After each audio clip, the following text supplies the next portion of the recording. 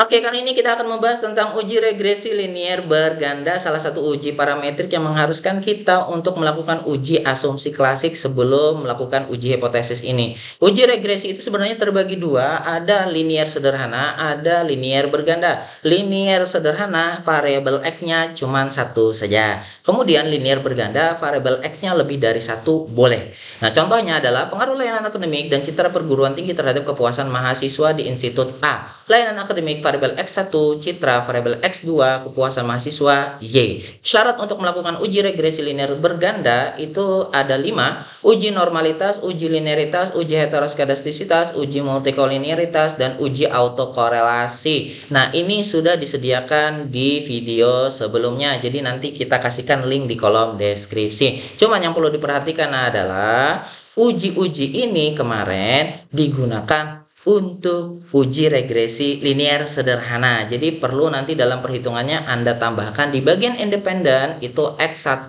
dan X2. Kalau sederhana kan cuma X1 saja. Nah, di situ aja.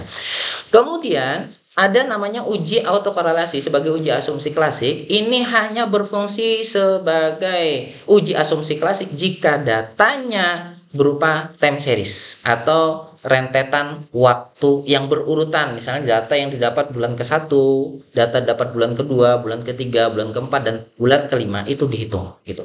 Nah, tapi nanti tetap saya kasihkan linknya di kolom deskripsi. Nah, pada judul ini kita hanya menggunakan 4 uji asumsi klasik ini saja gitu.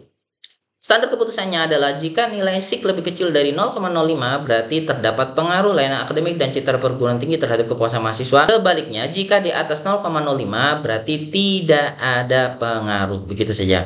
Lanjut, kita masuk ke tabel Excel. Jadi ada 3 variabel dengan 7 item pernyataan masing-masing variabel. Saran saya adalah jika item pernyataannya berbeda, misalnya layanan akademik itu 7 item pernyataan, citra itu ada 15 item pernyataan, kemudian kepuasan mahasiswa ada 20 item pernyataan, maka saya silahkan dijadikan nilai maksimum 100 dulu menggunakan rumus F per N kali 100. F adalah skor total, N itu adalah skor maksimum. Ini maksimumnya opsi jawaban akan ada 5. Jadi 7 kali 5, 35. Berarti 25 per 35 dikali 100. Nah, begitu. Sekarang kita masuk di SPSS, kemudian klik variable view.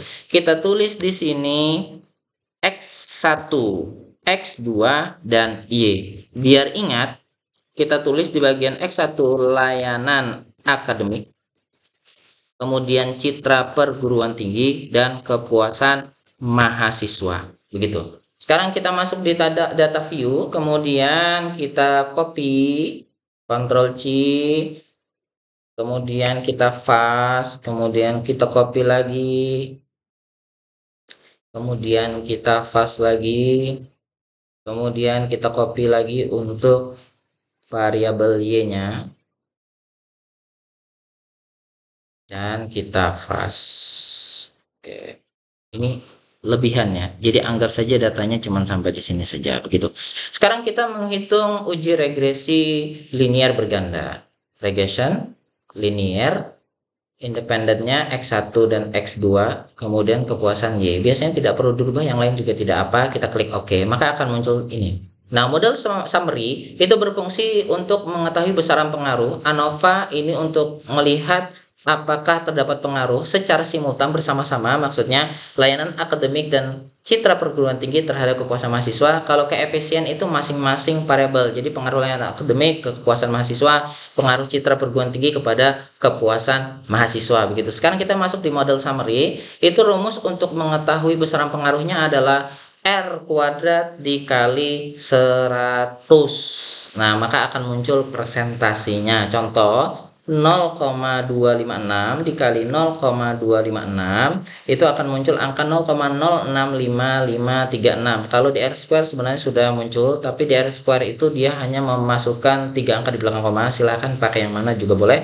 Baru dikali 100 untuk melihat presentasinya, maka akan muncul angka 6,5536%. Jadi besaran pengaruh layanan akademik dan citra perguruan tinggi terhadap kepuasan mahasiswa sebesar 6,5536% dan sisanya dipengaruhi oleh faktor lain. Kemudian di koefisien itu layanan akademik terhadap kepuasan mahasiswa muncul angka bagian SIK 0,581, berarti lebih besar dari 0,05, berarti tidak ada pengaruh. Kemudian pengaruh citra terhadap kepuasan mahasiswa itu angkanya adalah 0,614, lebih besar juga dari 0,05, maka tidak terdapat pengaruh. Nah, di sini untuk secara simultan bersama-sama itu terdapat angka 0,738, lebih besar dari 0,05. Nah, jadi tidak ada pengaruh layanan akademik dan citra perguruan tinggi terhadap kepuasan mahasiswa. Begitu. Nah, sekarang kita bisa lihat juga di sini di bagian unstandard itu ada angka 26,460. Itu jika tidak ada pengaruh layanan akademik dan citra perguruan tinggi, maka kepuasan mahasiswa berada pada angka 26,460. Begitu. Kemudian ada angka 0,221. Ini menandakan bahwasanya jika terjadi penambahan atau setiap penambahan layanan akademik, maka kepuasan mahasiswa akan meningkat sebesar 0,221. Begitu juga di bagian citra ya. Jadi jika terdapat penambahan citra perguruan tinggi, maka kepuasan mahasiswa akan meningkat minus 0,221. Nah, ada plus, ada minus. Jadi, plus itu menandakan pengaruh positif, minus itu menandakan pengaruh negatif. Jadi, jika terjadi setiap penambahan, maka penambahan tersebut itu berpengaruh positif. Jadi, layanan akademik, jika terjadi penambahan layanan akademik, maka layanan akademik tersebut berpengaruh positif kepada kepuasan mahasiswa. Nah, kalau citra berpengaruh negatif. Maksudnya gimana? Kalau citra berpengaruh negatif kepada kepuasan mahasiswa, jadi semakin terjadi penambahan citra perguruan tinggi, maka kepuasan mahasiswa semakin menurun. Jadi mahasiswa semakin tidak puas gitu. Nah, itu maksudnya. Kalaunya positif berarti semakin terjadi penambahan citra perguruan tinggi, mahasiswa semakin puas atau kepuasan mahasiswa semakin meningkat. Kita juga bisa melihat untuk pengaruh secara simultan dari layanan akademik dan citra perguruan tinggi terhadap kepuasan mahasiswa di bagian F. Jadi menggunakan uji F. Nah, masuk di sini. Jadi saya sudah punya tabelnya ya. Jadi ini tabel. Kita kayak gimana nih cara baca tabelnya? Jadi untuk membaca tabel ini, maka kita perlu memperhatikan N dikurang K. K itu adalah jumlah variabel bebas. Jumlah variabel bebas kita kan ada dua tadi, X1 dan X2. Maka kita masuk di kolom yang ini, di bagian 2. Kemudian untuk melihat di bagian samping ini, kita perlu melihat N dikurang K. N itu adalah jumlah sampel. Sampel kita ada 12 orang, gitu, ada 12 responden. Dikurang K jumlah variabel bebas, maka muncul angka 10 di bagian 2 dan di bagian 10. Maka muncul angka 4,103. Standarisasinya adalah jika F hitung lebih besar dari F tabel, maka terdapat pengaruh layanan akademik dan citra perguruan tinggi terhadap kepuasan mahasiswa. Dan angka yang kita dapat adalah 0,738. Nah, jadi lebih kecil dari F hitung. Ini kan 4. Tadi itu depannya 0, berarti lebih kecil. Maka secara uji F ataupun signifikansi sama-sama tidak memiliki pengaruh. Nah, begitu. Oke. Mohon maaf apabila ada kekurangan. Terima kasih.